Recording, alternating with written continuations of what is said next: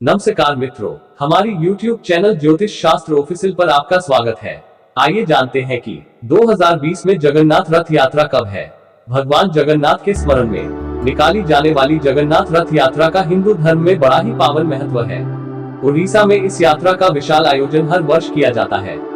हिंदू पंचांग के अनुसार पूरी यात्रा हर साल आषाढ़ मास के शुक्ल पक्ष की द्वितीया तिथि को निकाली जाती है।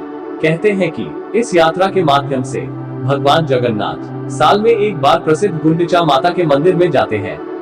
जगन्नाथ रथ यात्रा को केवल भारत में ही नहीं, दुनिया भर में एक प्रसिद्ध त्योहार के रूप में जाना जाता है। विश्व भर के लाखों श्रद्धालु इस रथ यात्रा के साक्षी बनते हैं।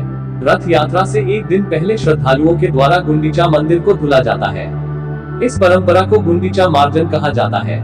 2020 में होने वाली जगन्नाथ रथ यात्रा कब है? यह वार्षिक रथ यात्रा 23 जून मंगलवार के दिन से शुरू होगी। जगन्नाथ से यहाँ आश्रय जगत के नाथ यानी भगवान विष्णु से है।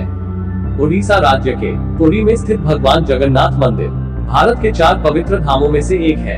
हिंदू मान्यता के अनुसार ऐसा कहा जाता है कि हर व्यक्ति को अपने जीवन में एक बार जगन्नाथ मंदिर के दर्शन के लिए अवश्य जाना चाहिए। भगवान जगन्नाथ की रथ यात्रा में उनके भाई बलभद्र और बहन सुभद्रा भी शामिल होते हैं।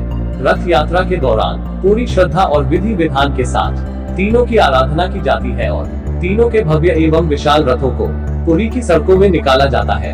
अब जानते हैं भगवान जगन्नाथ की इस रथ यात्रा की हिंदू शास्त्रों की रोचक बातें। पुरी स्थित जगन्नाथ मंदिर भारत के 4 पवित्र धामों में से एक है। वर्तमान मंदिर 800 वर्ष से अधिक प्राचीन है, जिसमें भगवान श्री कृष्ण जगन्नाथ रूप में विराजित है। साथ ही यहाँ उनके बड़े भाई बलराम, बलभद्र या बलदेव और उनकी बहन देवी सुभद्रा की पूजा की जाती है। पुरी रथ यात्रा के लिए बलराम, श्री कृष्ण और देवी सुभद्रा के लिए 3 अलग अलग रथ निर्मित किए जाते हैं। रथ यात्रा में सबसे आगे बलराम जी का रथ, उसके बाद बीच में देवी सुभद्रा का रथ और सबसे पीछे भगवान जगन्नाथ श्री कृष्ण का रथ होता है। इसे उनके रंग और ऊंचाई से पहचाना जाता है। बलराम जी के रथ को तालध्वज कहते हैं, जिसका रंग लाल और हरा होता है।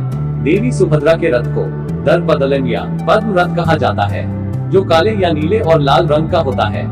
जबकि भगवान जगन्नाथ के रथ को नंदीघोष या गरुड़ ध्वज कहते हैं। इसका रंग लाल और पीला होता है।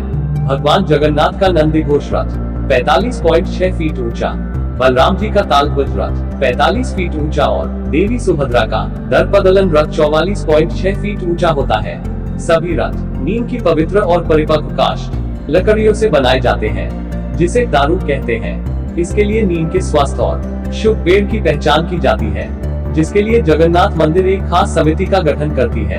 इन रथों के निर्माण में किसी भी प्रकार के कील या कांटे या अन्य किसी धातु का प्रयोग नहीं होता है।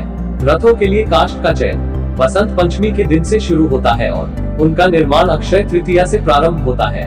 जब तीनों रथ तैयार हो जाते हैं, तब छर पहनरा नामक अनुष्ठान संपन्न किया जाता है।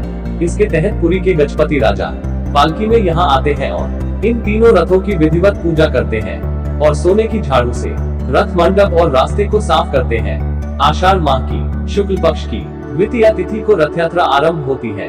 ढोल, नगाड़ों और शंखध्वनि के बीच भक्तगण इन रथों को खींचते हैं। कहते हैं कि जिन्हें रथ को खींचने का अवसर प्राप्त होता है, वह महाभाग्यवान माना जाता है। पौराणिक मान्यता के अनुसार रथ खींचने वाले को मोक्ष की प्राप्ति होती है। जगन्नाथ मंदिर से रथ यात्रा शुरू होकर पुरी नगर से गुजरते हुए ये रथ गुंडिचा मंदिर पहुंचते हैं। यहाँ भगवान जगन्नाथ, बलभद्र और देवी सुभद्रा 7 दिनों के लिए विश्राम करते हैं। गुंडिचा मंदिर में भगवान जगन्नाथ के दर्शन को आरव दर्शन कहा जाता है। गुंडिचा मंदिर को गुंडिचा बाड़ी भी कहते हैं। इस मंदिर के बारे में पौराणिक मान्यता है कि यहीं पर देवशिल्पी विश्वकर्मा ने भगवान जगन्नाथ, बलभद्र और देवी की प्रतिमाओं का निर्माण किया था। कहते हैं कि रथ यात्रा के तीसरे दिन यानी पंचमी तिथि को देवी लक्ष्मी भगवान जगन्नाथ को ढूंढते हुए यहाँ आती है। तब द्वैतापति दरवाजा बंद कर देते हैं, जिससे देवी लक्ष्मी रुष्ट होकर रथ का पहिया तोड़ देती है और हेरा गोहिरी साहिपुरी नामक एक मोहल्ले में, जहाँ देवी लक्ष्मी का मंदिर है, वहाँ लौट जाती है। बाद में भगवान जगन्नाथ द्वारा रुष्ट देवी लक्ष्मी मनाने की परंपरा भी है। यह मान मनोबल संवादों के माध्यम से आयोजित किया जाता है, जो एक अद्भुत भक्ति रस उत्पन्न करती है। आषाढ़ माह के 10वें दिन सभी रथ पुनः मुख्य मंदिर की ओर प्रस्थान करते हैं। रथों की वापसी की इस यात्रा की रस्म को बहुरा यात्रा कहते हैं। जगन्नाथ मंदिर वापस पहुंचने के बाद भी सभी प्रतिमाएं रथ में ही रहती हैं। देवी देवताओं के लिए मंदिर के द्वार अगले दिन एकादशी को खोले जाते हैं। तब विधिवत स्नान करवाकर वैदिक मंत्रोच्चार के बीच देव विग्रहों को पुनः प्रतिष्ठित किया जाता है। वास्तव में रथ यात्रा एक सामुदायिक आनुष्ठानिक पर्व है। इस अवसर पर घरों में कोई भी पूजा नहीं होती और न ही किसी प्रकार का उपवास रखा जाता है। एक अहम बात यह है कि रथ यात्रा के दौरान यहाँ किसी प्रकार का जातिभेद देखने को नहीं मिलता। समुद्र किनारे बसे पुरी नगर में होने वाली यह जगन्नाथ रथ यात्रा उत्सव के समय आस्था और विश्वास का जो भव्य वैभव और विराट प्रदर्शन देखने को मिलता है वह दुनिया में और कहीं दुर्लभ है। आज बात की भगवान जगन्नाथ के सबसे बड़े रथ यात्रा की। इस साल की रथ यात्रा में लॉकडाउन की वजह से कम भक्तगण जुड़ेंगे और पूरी तरह की सावधानियां रखी जाएगी। हमारी YouTube चैनल के माध्यम से आपको अनुरोध है कि आप भी अपने घर में टीवी के माध्यम से लाइव यह रथ यात्रा दर्शन के लाभ लीजिए।